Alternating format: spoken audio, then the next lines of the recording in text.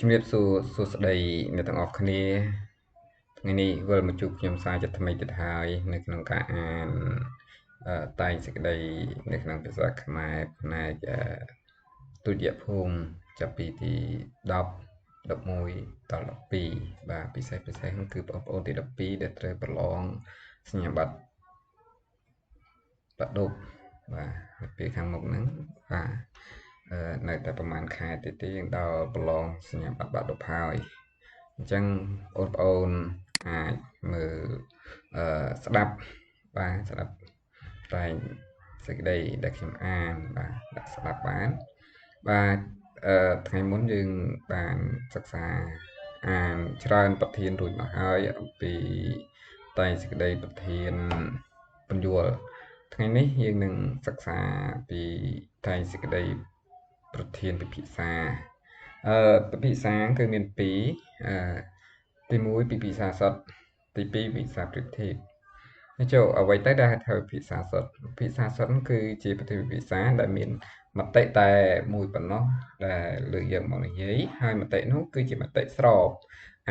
ចំណែកឯមតិមួយទៀតគឺយើងត្រូវការរកខ្លួនឯងបាទរកមតិដែលផ្ទុយនឹងមតិស្របឥឡូវយើងសិក្សាពីប្រធានភាសាបែបភាសាសុទ្ធបាទឥឡូវយើងមើលប្រធានទី1បាទយើងចាប់ផ្ដើមប្រធានទី1ប្រធានទី1គឺថាប្រធានមានមតិមួយពោលថារឿងសំទោសាថ្មីប្រធានទី1មានមតិមួយពោលថារឿងរាមកេរ្តិ៍ជារឿងអច្ឆរិយៈហួសពីការពិតនៃការរស់នៅរបស់មនុស្សខ្មែរចំពោះអ្នកតើយល់ដូចម្ដេច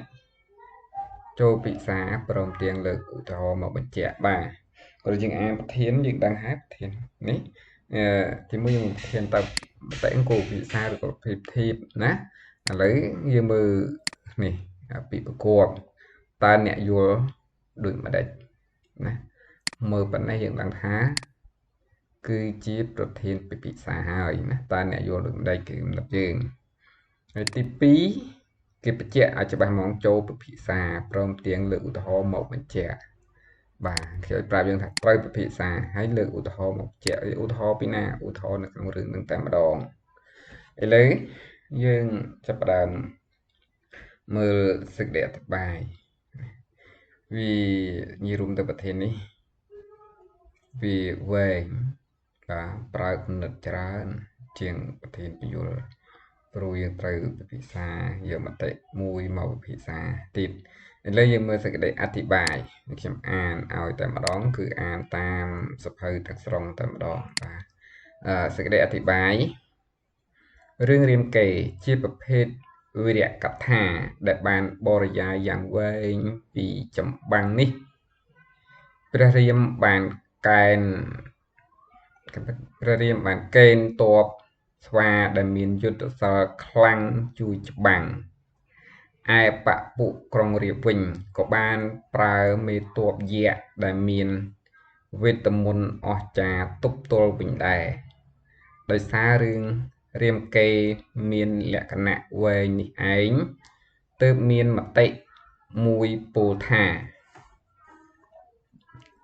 រឿងរាមកេរ្តិ៍ជារឿងអច្ឆរិយៈហួសពីការពិតនៃការរស់នៅរបស់មនុស្សខ្មែរតើមតិខាងលើនេះត្រឹមត្រូវដែរឬទេមុននឹងឈានចូលដល់ការអធិប្បាយវែកញែកខ្លឹមសារប្រធានខាងលើឲ្យបានស៊ីជម្រៅជាដំបូងគួរយល់ពីអច្ឆរិយៈដែលមានន័យថាភាពអស្ចារ្យគួរឲ្យកោតស្ញប់ស្ញែងក្រៃលែងប្រធាននេះមានន័យដោយខ្លីថាអញ្ចឹងយើងចូលដល់ពយល់នៃប្រធានតែម្ដងនេះមុននឹងឈានចូលដល់ការអធិប្បាយវែកញែកណាពាក្យវែកញែកយើងដឹងភាសាហើយមុននឹងឈានចូលដល់ការអធិប្បាយវែកញែកខ្លឹមសារប្រធានខាងលើឲ្យបានស៊ីជម្រៅជាដំបូងគួរយល់ពីអច្ឆរិយៈដែលមានន័យថាភាព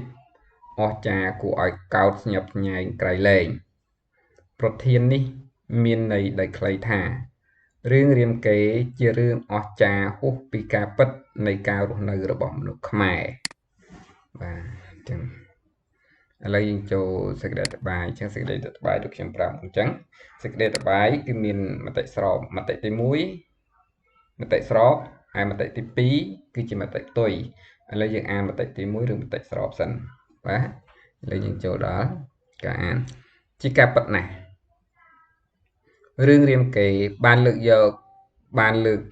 một liệt đàng nơi riêng rào xem đôi chỉ tu ong pre ăn pre sâu pre prom pre pi pre piron pre atet dạ sạch rục chiết đại chỉ tu ong từng nút xuất tại chế nị dây pre cả là khuôn ho hà chơi đầy chơi aka đại nông sòng cùng nút khai bùm thọp chu prote tol tại saoจะแสดงกรนตายประบาดจนนุประกาศประลองเลือกธนูสอเจริญที่ตบปะไดเพลียมกองสาเจริญที่ตบปะไดเพลียมอติเตปในทานไตรตรังเตียงอบานจงหมอกทานมนุษย์ดับใบจูรูมประลองยกเนียงใส่ดาได้ตัวอย่างมีนเปรอันเปรอิโซเปรปรุมจะดามปัญหาแบบนี้ปุ่มมีในขนมสังคมขมายตัวแต่ซอเพียบอัจฉริยะมูติดคือเปรเรียมจีกมปูลอติเตปได้มีนปรีปรักษาสัตว์สไตล์บานออกสาเตลอย่างกระเกรงจะแสดงเปรประเรียมเยียงแต่การพนมจัตโกดปรีปรักษาได้กรีนสวัสดิ์สรปูน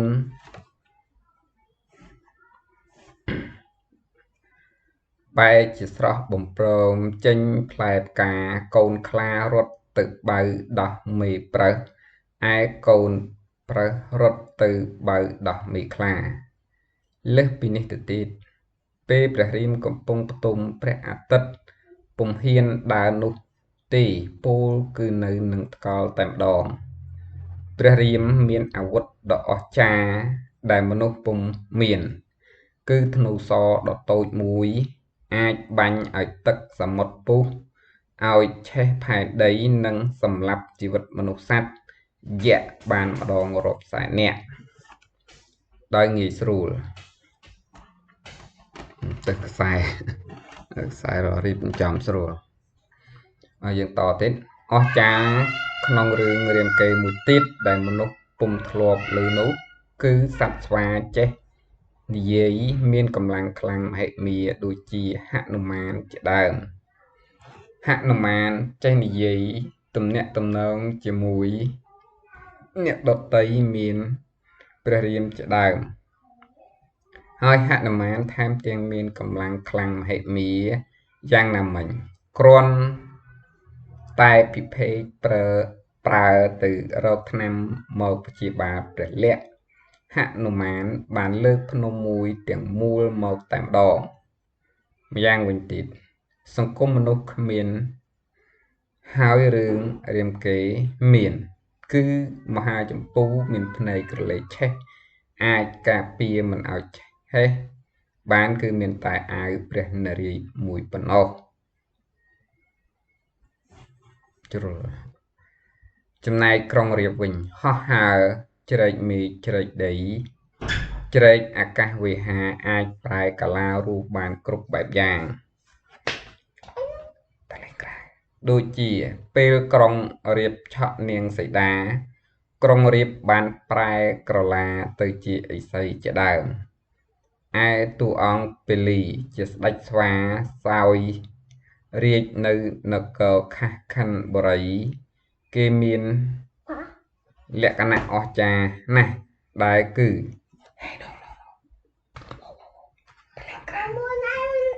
ใส่ตะลิงกลางไปให้บัดวิ่งห้องนะโอเคต่อขโมยมาพร้อมคานดอกนะอะไรอย่างต่อ ដូចជាពេលក្រុងរៀបឆក់នាងសីតាក្រុងរៀបបានប្រែក្រឡាជាឥសីជាដើមឯតួអង្គពលីជាស្ដេចស្វាសោយរាជនៅនគរខាស់ខណ្ឌបុរីគេមានលក្ខណៈអស្ចារ្យណាស់ដែលគឺអាចចាប់កន្ទុយនេះបោកលេងដោយគ្មានគ្រោះថ្នាក់អ្វីបន្តិចសោះក្រៅពីលក្ខណៈអស្ចារ្យទាំងនោះរឿងរាមកេរ្តិ៍នៅមានលក្ខណៈអស្ចារ្យផ្សេងជាច្រើនទៀតតួយ៉ាងកុកចេះនិយាយគ្រុឌចេះនិយាយត្រីចេះនិយាយនិងក្របីមានប្រពន្ធច្រើនជាដើមបាទនឹងសិតជាលក្ខណៈដែលគុំដូចនឹងសង្គមមនុស្សដូចប្រធានគេថាមែនទី1មានទេវតាចុះមកប្រឡងប្រជែងលើរនាងសីតាចេះហោះហើរព្រះអាទិត្យមិនហ៊ានដើរដោយខ្លាចអំណាចរដ្ឋព្រះរាមព្រៃព្រឹក្សាប្រែប្រួលណាធ្លាប់សុទ្ធសពូនដោយអំណាចព្រះរាមក៏នេះវិញក៏សំប្រមសត្វស្កាចឆ្លូតណាជារួមរូបគ្នាលើកភ្នំរួចអូច្រើនសពប៉ុណ្ណាបាទនឹងសិតជាលក្ខណៈអស្ចារ្យដែលមនុស្សយើងមិនមានបាទមនុស្សយើងមិនមានទេលក្ខណៈទាំងនេះបាទឥឡូវយើងតទៅទៀតតចូលសរុបនឹងសរុបមតិទី1ណាដូច្នេះរឿងរាមកេរ្តិ៍ពិតជារឿងអច្ឆរិយៈហួសពីការពិតនៃការរស់នៅរបស់មនុស្សខ្មែរប្រកបមែនបាទចាប់មតិទី1ឬមតិស្របប៉ុន្តែមុននឹងឆ្លងចូលដល់មតិផ្ទុយឬមតិទី2ឬមតិផ្ទុយណាយើងត្រូវបង្កើតសំណួរមួយដើម្បីភ្ជាប់ពីមតិស្របទៅមតិផ្ទុយហើយសំណួរនៅចន្លោះសរុបមតិទី1និងការបកស្រាយមតិទី2ហើយសំណួរបង្កើតមិនឥឡូវយើងមិនបង្កើតយើងត្រូវមើលឧទាហរណ៍ក៏សិនថ្ងៃក្រោយយើងរៀនបង្កើតតាមគ្នាតែម្ដងតើរឿងរាមកេរ្តិ៍ពិតជាមានភាពអច្ឆរិយៈហួសពីការពិតនៃការរស់នៅរបស់មនុស្សខ្មែរមែនឬយ៉ាងណាបាទតើរឿងរាមកេរ្តិ៍ពិតជាមានភាពអច្ឆរិយៈហួសពីការពិតនៃការរស់នៅរបស់មនុស្សខ្មែរមែនឬយ៉ាងណាបាទលើយើងតអក្សរសិល្ប៍ជីវវិទ្យាស្យងអក្សរសិល្ប៍ជីវវិទ្យាស្យងមួយប្រភេទដែលចោទនិងដោះស្រាយបញ្ហាមនុស្សសង្គមតាមសិលវិធីរបស់អ្នកនិពន្ធយ៉ាងណាមិញបញ្ហាអស្ចារ្យនៅក្នុងរឿងរាមកេរ្តិ៍គ្រាន់តែជាសិលវិធីរបស់អ្នកនិពន្ធដើម្បីទាក់ទាញអារម្មណ៍អ្នកអានអ្នកសិក្សាតែប៉ុណ្ណោះតាមការពិតរឿងរាមកេរ្តិ៍ជារឿងដែលបានឆ្លុះបញ្ចាំងពីការពិតរបស់មនុស្សនិងរឿងរ៉ាវដែលកើតឡើងនៅក្នុងសង្គមខ្មែរដែលមានតាំងពីបុរាណរហូតដល់បច្ចុប្បន្នព្រះរាមថ្មីត្បិតតែមានភាពអស្ចារ្យប៉ុន្តែព្រះរាមតំណាងឲ្យមនុស្សចក្រពត្តិល្មោបសង្គ្រាមនិងជាមនុស្សដែលគិតតែប្រយោជន៍ផ្ទាល់ខ្លួនជាងនេះទៅទៀតព្រះរាមជាតំណាងមនុស្សខ្មែរមួយប្រភេទដែលសាហាវឃោឃៅមិនស្គាល់អាក្រក់ល្អសខ្មៅតួយ៉ាងព្រះរាមបញ្ជាឲ្យព្រះលក្សណ៍ចាប់យកនាងសីតាទៅសម្លាប់ទាំងមានផ្ទៃពោះដោយមិនស្ដាប់ការអង្វរកររបស់នាងឡើយព្រះរាមជាមនុស្សអន់មួយទៀតគឺត្រូវប្រពន្ធរត់ចោលចំណែកក្រុងរាពណ៍វិញជាតំណាងមេដឹកនាំខ្មែរដែលផ្ដាច់ការលមោបតណ្ហាមិនចេះស្ដាប់យោបល់អ្នកដទៃយ៉ាងណាមិញពិភេកឲ្យយោបល់ល្អតែគេបែកជាដោះស្បែកជើងវាយក្បាលពិភេកកណ្ដាលទីកំពុងប្រជុំទៅវិញ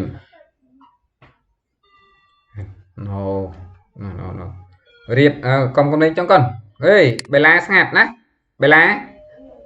កុំនេះបេឡាក៏នេះរៀបជាមនុស្សទុតិធិនិយមព្រោះក្រុងរាពណ៍បានចោទនាងមនោគរីជាប្រពន្ធថាមានគំនិតក្បត់ព្រោះបានការពារពិភេកនៅក្នុងសង្គមខ្មែរមានមនុស្សខ្លះជាអ្នក បំរើគេដោយចង់គប់គុណចវាយធ្វើការលឹះចវាយនាយបញ្ជាជាក់ស្ដែងហនុមានតំណាងមនុស្សខ្ញុំបំរើគេមានចិត្តស្មោះត្រង់ចវាយនាយធ្វើឲ្យធ្វើត្រឹមនេះគេបែរជាធ្វើលឹះទៅទៀតយ៉ាងណាមិញគ្រាន់តែពិភេកឲ្យទៅរកថ្នាំហនុមានបែរជាលើកភ្នំមួយទាំងមូលយកទៅវិញដោយឡែកពលីនិងខុម្បកាជាតំណាងមនុស្សខ្មែរប្រកបដោយឧត្តមគតិស្នេហាជាតិមាតុភូមិមិនព្រមលក់ខ្លួនឲ្យបរទេសជាក់ស្ដែងទោះបីជាព្រះរាមប្រើវិធីទិញទឹកចិត្តដោយផ្ដល់បុណ្យស័ក្តិយ៉ាងណាក៏ដោយក៏គេពុំព្រមគេស៊ូស្លាប់ប្រសើរជាងរស់នៅជាមួយខ្ញុំបរទេសចំពោះពិភេកនិងសុគ្រីវិញជាតំណាងជនខ្មែរដែលក្បត់ជាតិក្បត់ទឹកដីមាតុភូមិដោយចុះចូលជាមួយសត្រូវដើម្បីបានលុយកាក់បុណ្យស័ក្តិអំណាចពាក្យចាស់បុរាណបានពោលថាស្លឹកឈើជ្រុះមិនឆ្ងាយពីគល់ចំពោះមហិង្សារាជនិងទុភីដែលជាឪពុកនិងកូនក៏មានលក្ខណៈដូចគ្នាដែរពោលគឺតំណាងមនុស្សលមោបកាមតណ្ហាសាហាវខូខើហើយចូលចិត្តបង្កទំនាស់ជាមួយអ្នកចិត្តខាងដូចជាទុភីបានទៅរករឿងក្រុងពលីជាដើមចំណែកមហាចម្ពូជាតំណាងមនុស្សខ្មែរអព្យាក្រឹតឯក្រិចដោយមិនរណបរទេសដូច្នេះរឿងរាមកេរ្តិ៍ពិតជាបានឆ្លុះបញ្ចាំងពីមនុស្សខ្មែរយ៉ាងសម្បូរបែបប្រកបមែនចុះអត់មានសរុបអូអាដូចនេះហ្នឹងគឺសរុបបាទដូចនេះសរុបនេះសរុបនេះបាទសរុបឲ្យជារួមនេះក៏សង្យោគឬក៏ភាសាបើប្រធាននឹងត្រូវពាក្យអើហៅសង្យោគបើប្រធាននឹងមួយខុសមួយត្រូវគេហៅថាភាសាអូខេឥឡូវយើងជារួមរឿងរាមកេរ្តិ៍ជារឿងមានភាពអច្ឆរិយៈខ្លះក៏ពិតមែនប៉ុន្តែភាពអច្ឆរិយៈនេះគ្រាន់តែជាសិលវិធីដ៏ប៉ិនប្រសប់របស់អ្នកនិពន្ធប៉ុណ្ណោះការពិតតួអង្គទាំងនោះតំណាងនៅមនុស្សពិតដែលមាននៅក្នុងស្រទាប់សង្គមខ្មែរពោលគឺរឿងរាមកេរ្តិ៍រឿងរបស់មនុស្សបាទអញ្ចឹងនេះសង្យោគមានថាត្រូវមានថាភាពផាយភាពអច្ឆរិយៈប៉ុន្តែភាពអច្ឆរិយៈក៏ជាភាពតាក់ទាញទេតទៀតឆ្លងតាមការវែកញែកបតិដែលពោលថារឿងរាមកេរ្តិ៍ជារឿងអច្ឆរិយៈហួសពីការពិតនៃការរស់នៅរបស់មនុស្សខ្មែរជាមតិមិនត្រឹមត្រូវទេ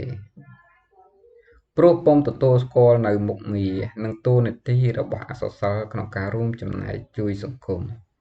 អក្សរសិល្ប៍គឺជាការផ្សំ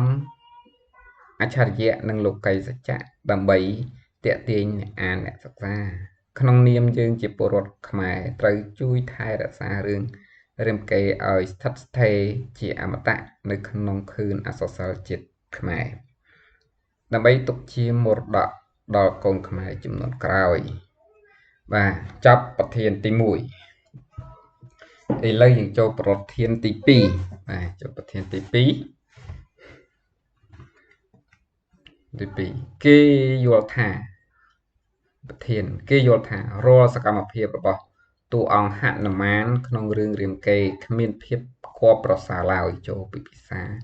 តែរកឧទាហរណ៍បញ្ជាក់ភាសាសតទៀតណានេះមានកម្រងប៉ុន្តែកម្រងយើងមិនបាច់មើលទេណាយើងវាកម្រងផ្ដើមតួបញ្ចប់មាន3ចំណុចសំខាន់ហ្នឹងឥឡូវយើងទៅមើលសេចក្តីអធិប្បាយតែម្ដងទៅសេចក្តីអធិប្បាយចង់ចេញមកបញ្ញោអូបាយឆ្អែតបាទចិត្តទូទៅស្នាដៃអក្សរសិល្ប៍តែងលើកយកនៅបញ្ហាផ្សេងដែលទាក់ទងនឹងជីវភាពរបស់មនុស្សនិងសង្គមមនុស្សមកបង្ហាញទុកជាការសិក្សាវិភាគបណ្ដាបញ្ហាទាំងឡាយនោះគេឃើញសកម្មភាពលក្ខណៈតួអង្គក៏ត្រូវបានចាប់អារម្មណ៍ ហើយកំណត់តម្លៃយ៉ាងសកម្មដោយមើលឃើញនៅភាពវិជ្ជមាននិងអវិជ្ជមានផងដែរដោយឡែកក្នុងរឿងរាមកេរ្តិ៍ដែលជាអក្សរសិល្ប៍បុរាណខ្មែរយើងអានសាថ្មីសំទោសដែរដោយឡែកក្នុងរឿងរាមកេរ្តិ៍ដែលជាអក្សរសិល្ប៍បុរាណខ្មែរល្បីល្បាញមួយក៏បានលើកយកសកម្មភាពតួអង្គដ៏ច្រើនសន្ធឹកសន្ធាប់មកលាតត្រដាងបង្ហាញដែរពិសេសតួអង្គហនុមានដែលសកម្មភាពមួយចំនួនហាក់មិនគួរជាទីពេញចិត្តឡើយហេតុនេះហើយទើបគេយល់ថារាល់សកម្មភាពរបស់តួអង្គហនុមានក្នុងរឿងរាមកេរ្តិ៍ខ្មែរគ្មានភាពគួរប្រសើរឡើយតើយើងចូលដល់ចំណោទតើទស្សនៈខាងលើត្រឹមត្រូវឬទេទស្សនៈខាងលើត្រឹមត្រូវតែឬទេប្រធានពិភាក្សាណាពីសួរបែបហ្នឹងទេមិនទេវ៉េ Enter យក comment តោះឥឡូវយើងអានចូលដល់គ្រាបញ្ចូលបន្តទៀតមុននឹងវែកញែកពិភាក្សាលើបញ្ហាប្រធានឲ្យបានស៊ីជម្រៅត្រូវយល់ពាក្យខ្លះដូចជាសកម្មភាពនិងភាពគ្មានភាពគួរប្រសើរសកម្មភាពមានន័យថាជាទង្វើគ្រប់យ៉ាងរបស់បុគ្គលដែលស្ដែងចេញតាមរយៈផ្លូវកាយនិងផ្លូវចិត្ត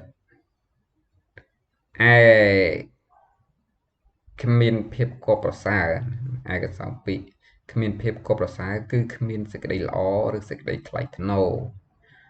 ទស្សនៈប្រធានមានន័យថាទង្វើគ្រប់យ៉ាងរបស់ហនុមានក្នុងរឿងរាមកេរ្តិ៍គ្មានសេចក្តីល្អឬសេចក្តីថ្លៃថ្នូរឡើយតទៀតចូលទៅដល់ការបកស្រាយចំណុចបកស្រាយប្រធានតែម្ដងគេអាចសម្របតាមមតិប្រធានបានដែរដោយមានហេតុផលបញ្ជាក់តាមដំណើររឿងរាមកេរ្តិ៍បង្ហាញថាហនុមានមានសកម្មភាពច្រើនគឺធ្វើចាប់ពីផ្ដើមរឿងរហូតដល់បញ្ចប់រឿងប៉ុន្តែសកម្មភាពតួអង្គនេះមួយចំនួនឈរលើលក្ខណៈអវិជ្ជមានបាត់ភាពគួរប្រសើរទៅវិញករណីបាត់បង់ឧត្តមគតិគ្មានមនសិការស្នេហាជាតិនិងពូជសាសន៍ខ្លួនឯងដោយខົບខិតចូលដៃជាមួយជនបរទេសធ្វើភាពបង្ងើយកន្តើយបង្កភាពងាយស្រួលនិងជ្រុំជ្រែងបរទេសសម្រាប់បងប្អូននិងញាតិឯងធ្ងន់ធ្ងរ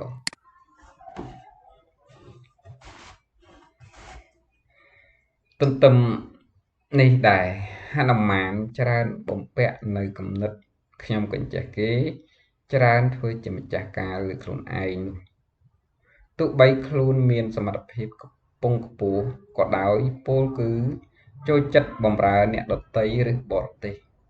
ជាមួយនេះដែរហនុមានធ្វើអ្វីៗឈរលើភាពស៊ីជោឬមោទនភាពលើខ្លួនឯងជ្រុលពេកដោយបាត់បង់នៅវិចារណញ្ញាណ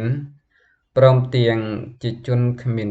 គុណធម៌អមនុស្សធម៌ចូលចិត្ត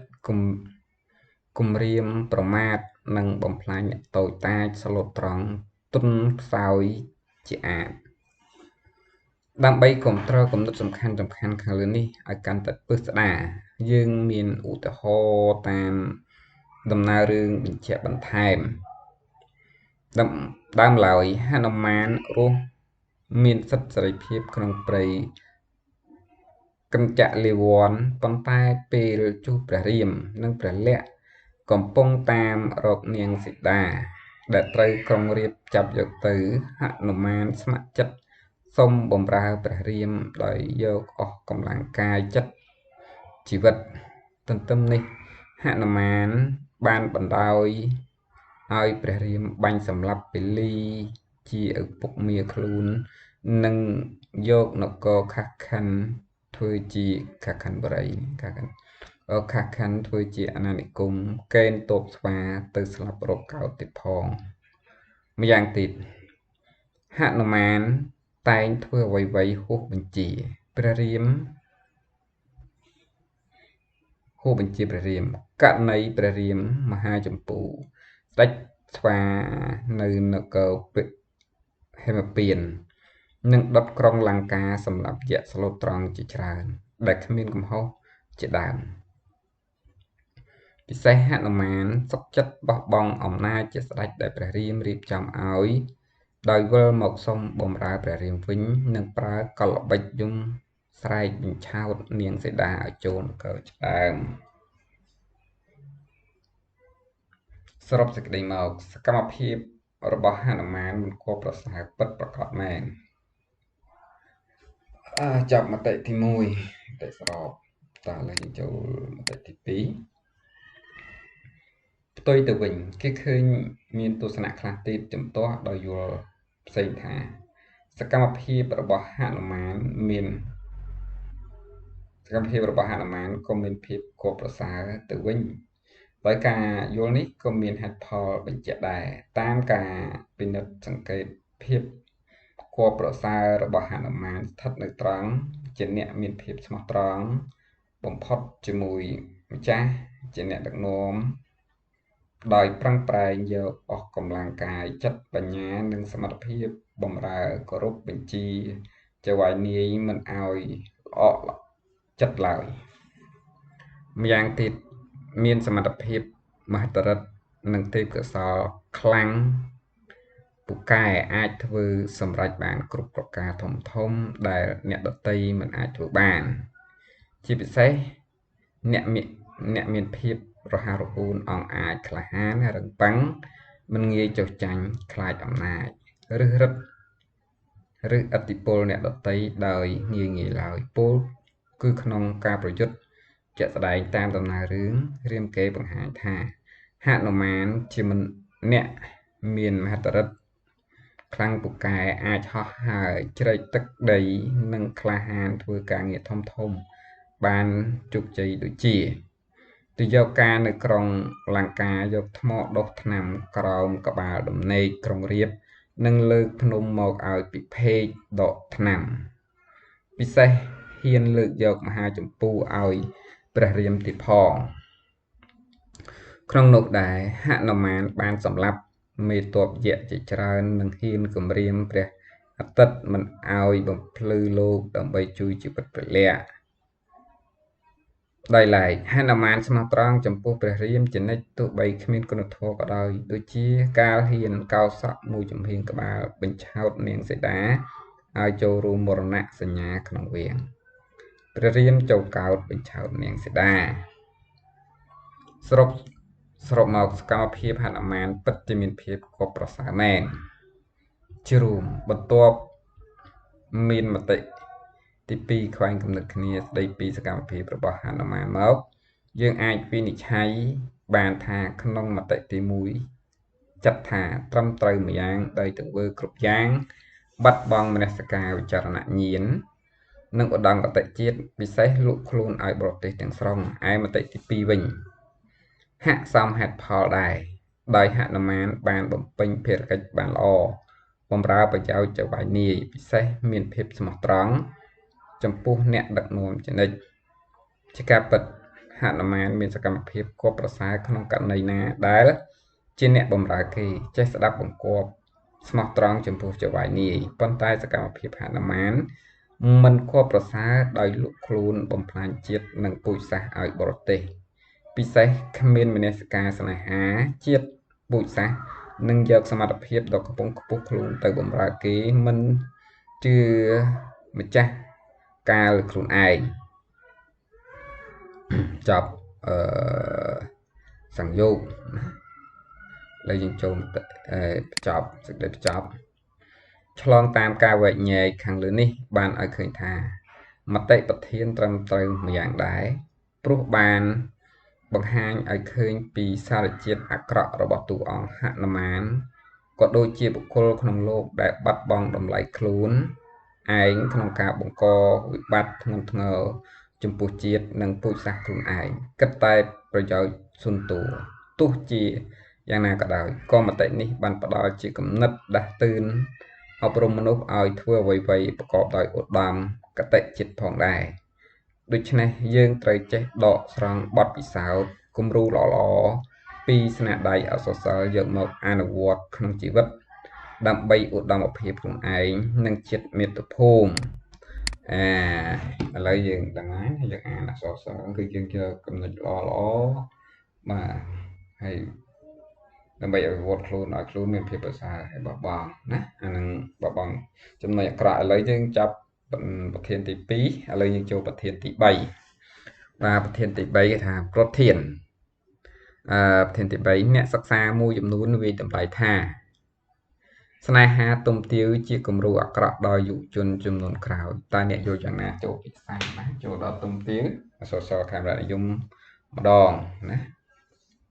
ឡូវយើងអានប្រធានភាសាថ្មីម្ដងទៀតមុននឹងធ្វើការបកស្រាយយើងដឹងហើយថានៅក្នុងតែសេចក្តីមុននឹងយើងធ្វើការបកស្រាយយើងត្រូវការអានប្រធានឲ្យបានច្រើនដងណាឲ្យយល់ប្រធានឲ្យយល់ពាក្យនៅក្នុងប្រធានឲ្យអស់ទើបយើងបកស្រាយដើម្បីងាយស្រួលបកស្រាយហើយត្រឹមត្រូវទៀតផងណាឥឡូវយើងអានប្រធានភាសាថ្មីប្រធានទី3ណាយើងទៅបានប្រធានទី1ទី2យើងអានរួចហើយឥឡូវយើងចូលដល់ប្រធានទី3បន្តទៀតអ្នកសិក្សាមួយចំនួនវាយតម្លៃថាស្នេហាទុំទាវជាគំរូអាក្រក់ដល់យុវជនចំនួនក្រោយតើអ្នកយល់យ៉ាងណាចូលពិភាក្សានេះគម្រោងឥឡូវគម្រោងទោះបីមានគម្រោងឥឡូវយើងសរសេរមុនសរសេរយើងអាចយើងសរសេរគម្រោងបាទល្អរៀបពាក្យបញ្ហាតាមលំដាប់លំដោយមួយដើម្បីឲ្យការសរសេរល្អគ្មានការជន់គ្នាហើយនិយាយរួមល្អបើយើងសរសេរគំនិតសំខាន់មុនរៀបតាមលំដាប់លំដោយសារៈសំខាន់នៃគំនិតសំខាន់មួយយើងបានល្អប៉ុន្តែឥឡូវនេះយើងគាត់ថាអានឲ្យតែដឹងសិនទេណាដើម្បីងាយយល់បងប្អូនអាចយកទៅសិក្សាបានណាឥឡូវយើងចូលដល់សេចក្តីអធិប្បាយណាសេចក្តីអធិប្បាយអក្សរសិល្ប៍គឺជាអត្ថបទរឿងដែលអ្នកនិពន្ធតាក់តែងឡើងសម្រាប់អានកំសាន្តកែអបសុខផងនិងអប់រំសង្គមផងស្នាដៃជាច្រើនដែលយើងធ្លាប់សិក្សាកន្លងមកសុទ្ធតែបានបង្ហាញពីគំនិតមโนសញ្ចេតនាស្នេហាផ្អែមល្ហែមល្វីងជូរចត់និងផ្ដល់គំនិតអប់រំដល់សង្គមយ៉ាងពិតប្រាកដពិសេសរឿងទុំទាវដែលជាស្នាដៃរបស់ភិក្ខុសោមបានលើកយកគំរូស្នេហារបស់តួអង្គទុំនិងទាវមកបង្ហាញធ្វើឲ្យអ្នកសិក្សាមួយចំនួនវាយតម្លៃថាស្នេហាទុំទាវជាគំរូអាក្រក់ដល់យុវជនចំនួនក្រោយតើការវាយតម្លៃបែបនេះត្រឹមត្រូវដែរឬទេណាដើម្បីពិភាក្សាលើប្រធានបទនេះឲ្យបានស៊ីជម្រៅនិងច្បាស់លាស់យើងគប្បីស្វែងយល់ពីគន្លឹះទាំងនេះជាមុនសិនពាក្យថាស្នេហាមានន័យថាការស្រឡាញ់ជាប់ចិត្តរវាងគ្នាទៅវិញទៅមកឯពាក្យគំរូអាក្រក់សំដៅលើមេរៀនឬបទពិសោធន៍អាក្រក់មតិប្រធានខាងលើមានន័យថាការស្រឡាញ់គប់ចិត្តរវាងគ្នានិងគ្នានៃតួអង្គទុំនិងទាវជាមេរៀនឬបទពិសោធន៍អាក្រក់ដល់មនុស្សចំនួនក្រោយឥឡូវយើងចូលយើងចប់បញ្យលយើងក៏ចូលចំណុចមានថាចំណុចទី2មានតួសេចក្តីយើងចាប់ឃ្លាបជួបបញ្យលពាក្យបញ្យលនៃប្រធានឥឡូវយើងចូលដល់ការបកស្រាយមតិទី1ម្ដងណាឥឡូវយើងចាប់ផ្ដើមជាការពិតមែនហើយស្នេហាទុំទាវជាគំរូអាក្រក់ដល់យុវជនចំនួនក្រោយព្រោះអ្នកទាំងពីរមិនគោរពតាមឪពុកម្ដាយដែលជាអ្នកមានគុណពិសេសប្រព្រឹត្តខុសរំលងប្រពៃណីខ្មែរទៀតផងជាក់ស្ដែងនៅពេលដែលលោកគ្រូចៅអធិការហាមមិនឲ្យសឹកគេលួចសឹកម្នាក់ឯងនៅក្បែរដំបូកមិនគោរពអ្នកមានគុណបន្តិចសោះឡើយចំណែកទាវក៏ដូចគ្នាដែរហ៊ានប្រឆាំងនឹងម្ដាយស្រឡាញ់ប្រុសដោយចិត្តឯងដោយគ្មានការយល់ព្រមពីអ្នកមានគុណមិនតែប៉ុណ្ណោះហ៊ានប្រព្រឹត្តខុសគន្លងប្រពៃណីលួចរួមរយៈជាមួយទុំក្នុងពេលដែលម្ដាយមិននៅហ៊ានស្រឡាញ់ទុំដោយអារម្មណ៍ស្រើបស្រាលទាំងខ្លួនកំពុងចូលម្លប់លើសពីនេះអ្នកទាំងពីរមិនបានគិតគូរឲ្យបានវែងឆ្ងាយជាហេតុធ្វើឲ្យប៉ះ ពលដល់សិលធម៌រស់នៅច្បាប់សង្គមនិងសាសនាទៀតផងតួយ៉ាងទុំជាអ្នកបួសហេតុអ្វីស្រឡាញ់ស្រីទាំងខ្លួននៅជាសង្ឃយ៉ាងដូចនេះនេះជាគំរូអាក្រក់មួយដែលធ្វើឲ្យប៉ះពាល់ដល់ផ្នែកសាសនាចំពោះទាវិញក៏រួមចំណែកខុសដូចគ្នាដែរខ្វះអីប្រុសជាច្រើនមិនស្រឡាញ់ទៅស្រឡាញ់ទុំជាសង្ឃទៅវិញទាំងនេះគេអាចនិយាយបានថាទាវគឺជាកូនអកតញ្ញូមិនគោរពតាមដំបូន្មានរបស់ឪពុកម្ដាយធ្វើឲ្យគ្រួសារអាប់អោនកិត្តិយសជាមនុស្សធ្វើឲ្យសិលធម៌ប្រពៃណីខ្មែរធ្លាក់ចុះដោយសារតែយុវជនពីរនាក់នេះមានអារម្មណ៍ស្រើបស្រាលទាំងខ្លួននៅក្មេងសៀវបណ្ដែតបណ្ដោយខ្លួនឲ្យឆ្លុះវង្វេងក្នុងផ្លូវតណ្ហាឥឡូវយើងចាប់ការបកស្រាយបន្តិចទី1យើងចូលដល់សរុបម្ដងណាយើងចូលដល់សរុបសេចក្តីមកស្នេហាទុំទាវគឺពិតជាគំរូអាក្រក់ដល់យុវជនចំនួនក្រោយពិតប្រាកដមែនព្រោះស្នេហារបស់អ្នកទាំងពីរបង្ហាញភាពត្រេកត្រអាលប្រព្រឹត្តខុសប្រពៃណីតែប៉ុណ្ណោះឃ្លាសំណួរភ្ជាប់តើស្នេហាទុំទាវគឺពិតជាគំរូអាក្រក់ដល់យុវជនចំនួនក្រោយមែនឬទេមតិទី2ឬមតិផ្ទុយណាយើងអានមតិទី2ឬមតិផ្ទុយមិនពិតទេស្នេហាទុំទាវគឺពិតជាគំរូល្អដល់យុវជនចំនួនក្រោយទៅវិញទេព្រោះស្នេហារបស់អ្នកទាំងពីរជាស្នេហាមួយបរិសុទ្ធស្មោះស្ម័គ្រមួយទល់នឹងមួយមានភក្ដីភាពទៅវិញទៅមកនិងទំនួលខុសត្រូវខ្ពស់ស្នេហាអ្នកទាំងពីរខ្សឹកចិត្តស៊ូស្លាប់ដើម្បីប្រឆាំងនឹងទស្សនៈនំមិនធំជាងនាលហ៊ានឬបំរាស់ទាមទារសិទ្ធិសេរីភាពពីអំណាចនិយមរបស់គ្រួសារការប្រឆាំងទៅលើការឲ្យតម្លៃអំណាចបុណ្យស័ក្តិទ្រព្យសម្បត្តិដែលម្ដាយទាវយល់ថាជាប្រភពនៃសុភមង្គលលើសពីនេះអ្នកទាំងពីរហ៊ានតវ៉ានឹងព្រះរាជាដែលពេលដែលព្រះរាជាយកនាងទាវធ្វើជាស្នំឯកមិនតែប៉ុណ្ណោះពួកគេហ៊ានសារភាពសេចក្តីស្នេហារបស់ខ្លួនថ្វាយព្រះរាជាទៅលេងក្រៅណាជាគូស្នេហ៍ដែលមានភក្ដីភាពស្មោះស្ម័គ្រពិសេសជាងនេះទៀតនៅពេលដែលម្ដាយទាវបង្ខំឲ្យរៀបការជាមួយមើលងូនកូនអូជួនអ្នកទាំងពីរបានជំនះឧបសគ្គប្រឆាំងនឹងម្ដាយរបស់ខ្លួនទង្វើរបស់ម្ដាយទាវបានធ្វើឲ្យទាវប្រឆាំងដាច់ខាតមិនព្រមរៀបការជាមួយមើលងូឡើយនាងបានផ្ញើលិខិតទៅឲ្យទុំប្រាប់ពីដំណើររឿងសពគ្រប់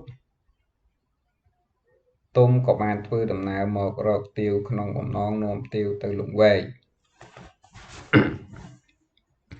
ប៉ុន្តែមិនដូចបំណងឡើយអរជូននិងបពុបានចាប់ចងទុំយកទៅសម្លាប់នៅពេលនោះភ្លាមឯទាវគ្រាន់តែលើថាទុំត្រូវគេសម្លាប់ក៏ទៅសម្លាប់ខ្លួនជាមួយឯទាវគ្រាន់តែលើថាទុំត្រូវគេសម្លាប់ក៏ទៅសម្លាប់ខ្លួនជាមួយទុំដែរនេះបញ្ជាក់ថាស្នេហាអ្នកទាំងពីរជាគំរូមួយសម្រាប់យុវជនចំនួនក្រោយព្រោះពួកគេហ៊ានបដូរផ្ដាច់ជាមួយគ្នារហូតអវសាននៃជីវិតចុងក្រោយគំរូល្អមួយទៀតដែលគួរឲ្យ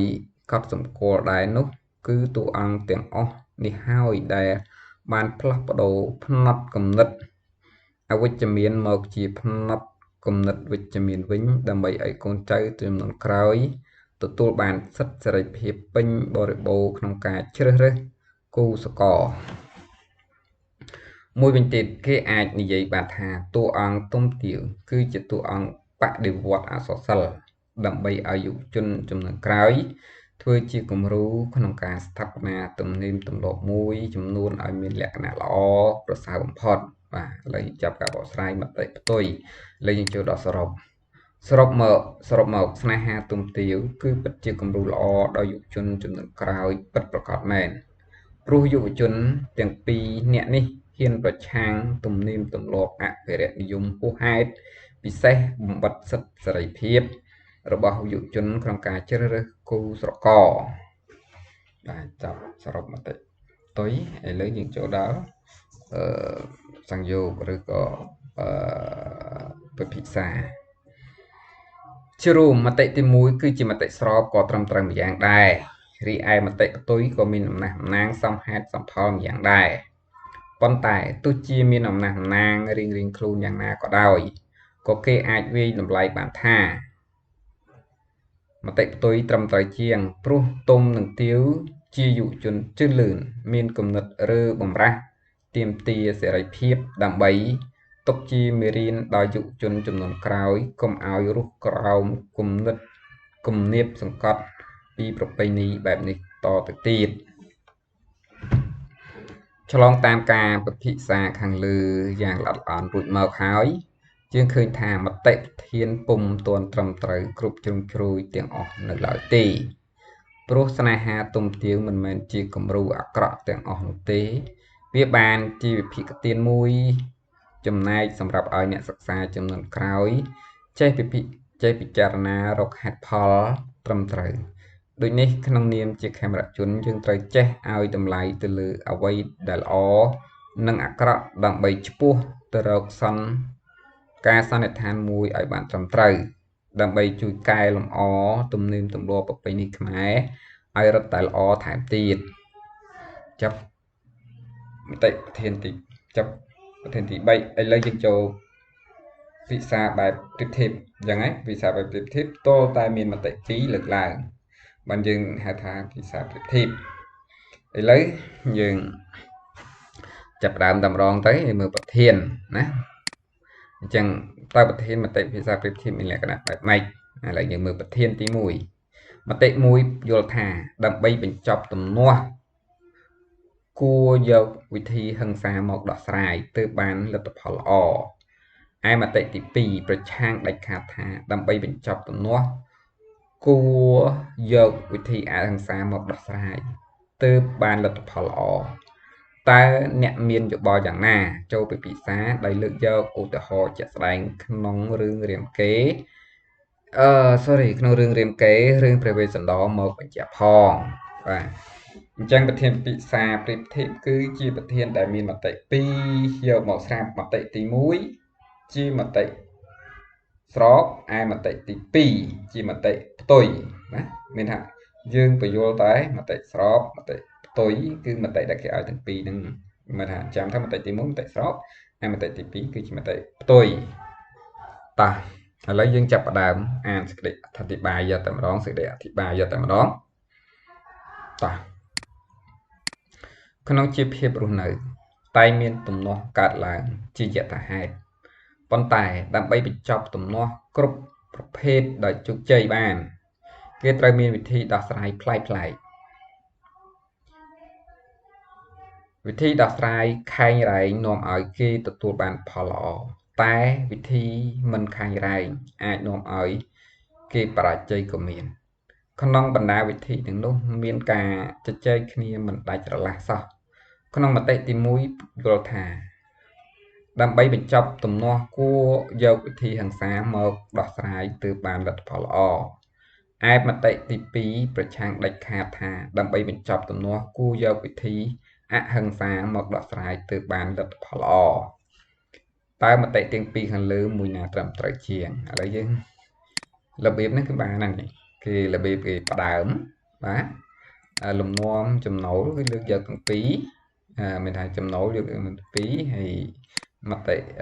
ចំណាត់បញ្ហាគឺចោតបែបនេះតាមមតិទាំងពីរខាងលើមួយណាត្រឹមត្រូវជាងឬក៏មួយណាសមហេតុសមផលជាងអញ្ចឹងយើងចាំយើងមើលគេណាយើងមើលគំរូមិនមើលគំរូគេហើយយកទៅរៀនអនុវត្តបន្ថែមទៅយើងនឹងចេះហើយបាទឥឡូវយើងចាប់ផ្ដើមអានតែម្ដងទៅជាបឋមដើម្បីបកស្រាយវែកញែកមតិប្រធានឲ្យបានស៊ីជម្រៅជាដំបូងយើងគួរក៏បី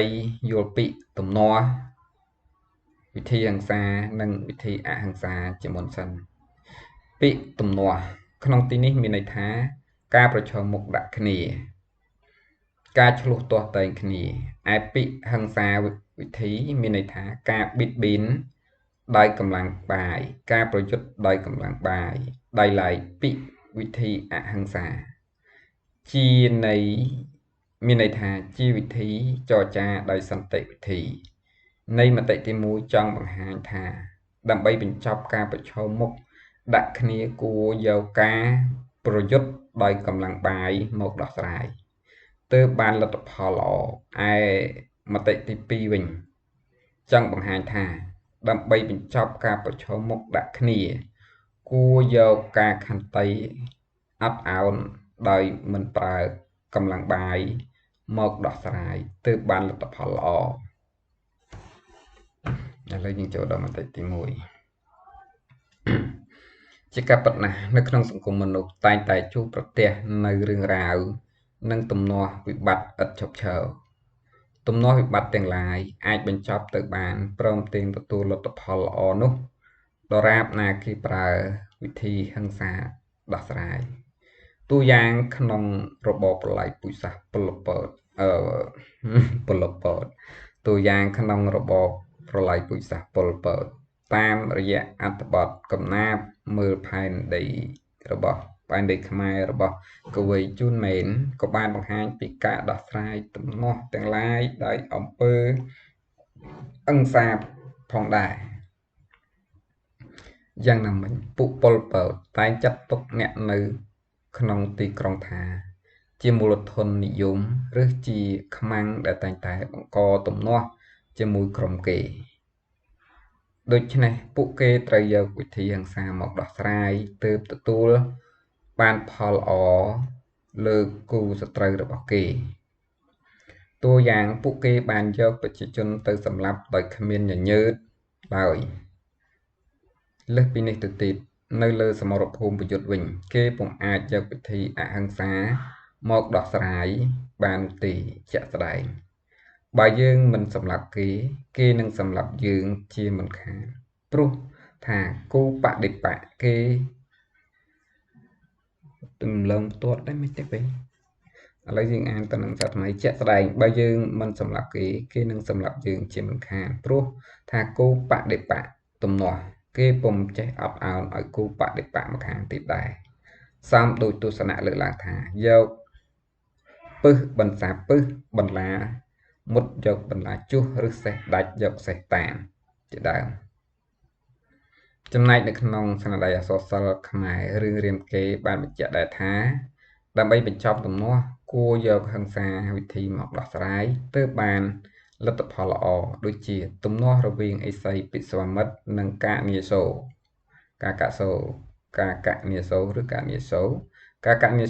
គឺជាយក្សដែលបានកាឡាខ្លួនជាក្អែកបានចូលទៅបំផ្លាញហោមពិធីរបស់ឥសីពិស្វាមិត្រដែលរៀបចំឡើងដើម្បីបញ្ចប់ការសិក្សារបស់ព្រះរាមដោយយល់ថាព្រះរាមបានដោះស្រាយទំនាស់ដោយវិធីហិង្សាពោលគឺបាញ់សម្លាប់កានាសូរដោយធ្នូសររបស់ព្រះអង្គតែម្ដងចំណែកទំនាស់រវាងសុគ្រីពនិងក្រុងពាលីវិញក៏ទទួលបានលទ្ធផលល្អដែរដោយព្រះរាមជាអ្នកចេញមុខដោះស្រាយក្រោមកម្លាំងធ្នូសរដ៏សាហាវរបស់កំពូលអាទិទេពគឺទំនាស់របស់សុគ្រីពនិងក្រុងពាលីបានត្រូវបញ្ចប់ជាស្ថាពរចំពោះក្រុងរាពណ៍វិញជាគូទំនាស់ដ៏ខ្លាំងពូកែម្នាក់ដែលពូកែដើរលួចប្រពន្ធគេគឺក្រុងរាពណ៍បានលួចនាងសីតាពីព្រះរាមមធ្យោបាយបញ្ចប់ទំនាស់នេះព្រះរាមពុំបានប្រើវិធីចរចានោះទេតែព្រះអង្គប្រើវិធីហិង្សាមកដោះស្រាយរហូតធ្វើឲ្យក្រុងរាពណ៍វិនាសអន្តរាយតមកទៀតរាមបរមសូរក្តីពិរោធក្តីក្រុងខក្តីក៏ត្រូវបានព្រះរាមប្រើហិង្សាវិធីគឺកម្លាំងធ្នូសរមកដោះស្រាយឲ្យคล้ายទៅជាផេះអស់គ្មានសល់ងើបមុខតទល់ជាមួយព្រះអង្គវិញពុំបានដូច្នេះដើម្បីបញ្ចប់ទំនាស់ពិតជាត្រូវយកវិធីហិង្សាមកដោះស្រាយយ៉ាងប្រកបទើបបានលទ្ធផលល្អ អូបញ្ចប់អត់ចូលបន្ទាត់អីចេះយ៉ាអានណានេះអានេះសេចក្តីសរុបសេចក្តីមកនេះអ្នកវាយហ្នឹងក៏នេះដែរឥឡូវយើងចូលដល់សំណួរភ្ជាប់លេមតិទី1ដល់មតិទី2អានច្រើនជិត1ម៉ោងយើងចប់ប្រធាននឹងអាច1ម៉ោងជាងណាប្រធានច្រើនឥឡូវយើងអានបាន4ប្រធានតើដើម្បីបញ្ចប់ទំនាស់ពិតជាត្រូវយកហិង្សាវិធីមកដោះស្រាយមែនឬយ៉ាងណាចំពោះមតិទី2វិញយល់ថាដើម្បីបញ្ចប់ទំនាស់គួរយកវិធីហិង្សាមកដោះស្រាយទើបទទួលបានលទ្ធផលល្អព្រោះថាការដោះស្រាយទំនាស់តាមរបៀបនេះអាចកាត់បន្ថយបាននៅការស្លាប់បាត់បង់ជីវិតមនុស្សយ៉ាងណាមិញដើម្បីបញ្ចប់ទំនាស់រវាងភាគីមួយនិងភាគីមួយទៀតនោះព្រះបាទនរោត្តមសីហនុនិងសម្ដេចហ៊ុនសែនបានធ្វើការដោះស្រាយប្រកបដោយសន្តិវិធីពោលគឺការចរចារហូតទទួលបានលទ្ធផលជាស្ថាពរតាមរយៈកិច្ចព្រមព្រៀងក្រុងប៉ារីសនៅថ្ងៃទី23តុលាឆ្នាំ1991ដោយគ្រប់ភាគីយល់ព្រមឈប់បាញ់ហើយត្រឡប់ចូលរួមការបោះឆ្នោតវិញដើម្បីបញ្ចប់ទំនាស់គួរយកវិធីអហិង្សាមកដោះស្រាយទើបបានលទ្ធផលល្អជាក់ស្ដែងទំនាស់ក្នុងគ្រួសារព្រះរាមត្រូវបានបញ្ចប់ទៅវិញដោយសន្តិវិធីហើយក៏គ្មានការបែកបាក់ក្នុងរង្វង់គ្រួសារដែរលទ្ធផលល្អបែបនេះកើតឡើងដោយសារព្រះរាមជារាជបុត្រច្បងប្រកាន់យកអហិង្សាជាគោលពោលគឺយក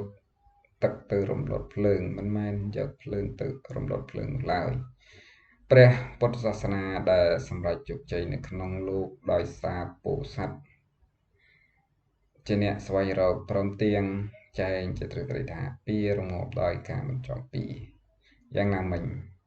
ស្នាមប្រឡាក់មិនអាចជ្រះស្អាតដោយសារយកទឹកកខ្វក់ទៅលាងបានទេដោយគោលទ្រឹស្ដីនេះឯងទើបព្រះវេស្សន្តរសុខចិត្តដោះស្រាយទំនាស់វិបត្តិរវាងព្រះអង្គនិងអ្នកស្រុកស្រីពារាសដោយអហិង្សានិងសន្តិវិធីពោលគឺព្រះអង្គសុខចិត្តទទួលការបោះបង់ដោយរីករាយបំផុតនេះប្រសិនបើព្រះវេស្សន្តរប្រើកម្លាំងបាយប្រឆាំងនឹងការបះបោរនៃអ្នកស្រុកស្រីពារាសនាពេលនោះព្រះវេស្សន្តរប្រកាសជារកសុខសន្តិភាពមិនឃើញឡើយ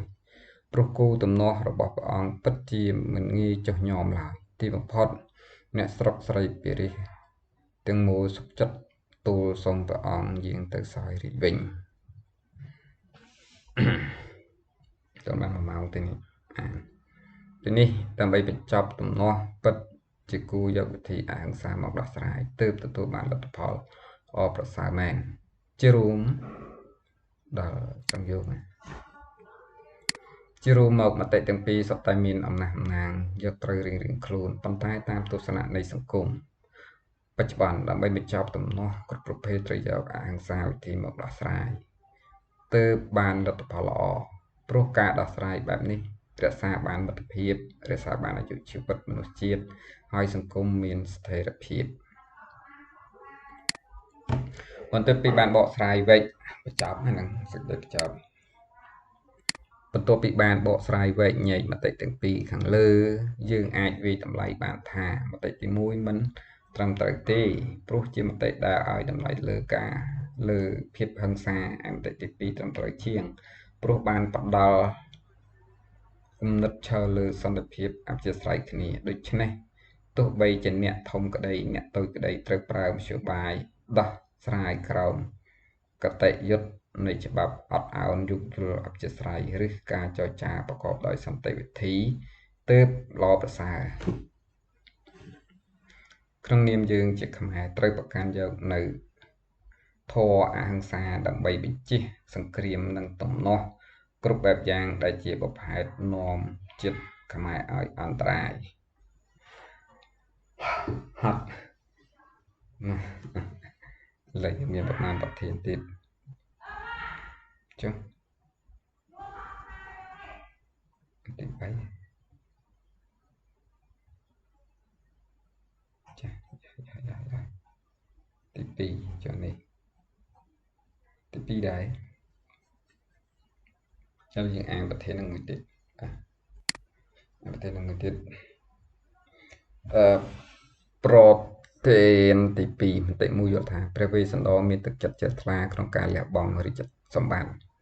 ហើយមតិទី2យល់ថាព្រះវេស្សន្តរពុំមានទឹកចិត្តជ្រះថ្លាក្នុងការលះបង់រាជសម្បត្តិទេការដែលព្រះអង្គសុខចិត្តដើរចេញពីព្រះនគរមកពីខ្លាចអ្នកស្រុកពិរិះប៉ុណ្ណោះតើអ្នកយល់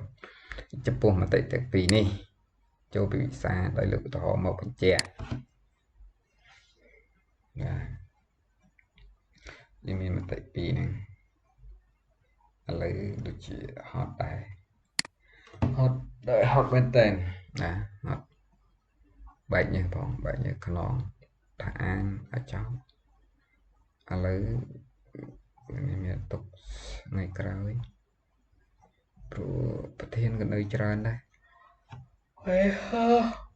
ហើយនៅមួយទៅពោះច្រើនទៅពោះនេះភាសាអីច្រើន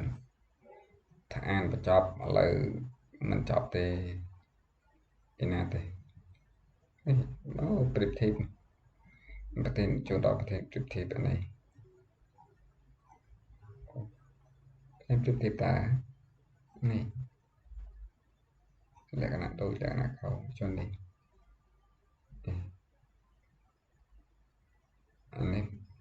នេះភាសានៅប្រទេសភាសា3អូប្រៀបធៀបយើងអានតំបានមកទេនេះយើងអានដល់ប្រទេសនេះបបអានប្រធាននេះទៀតវា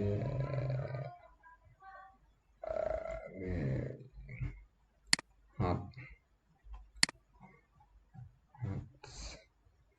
សម្រាប់តិច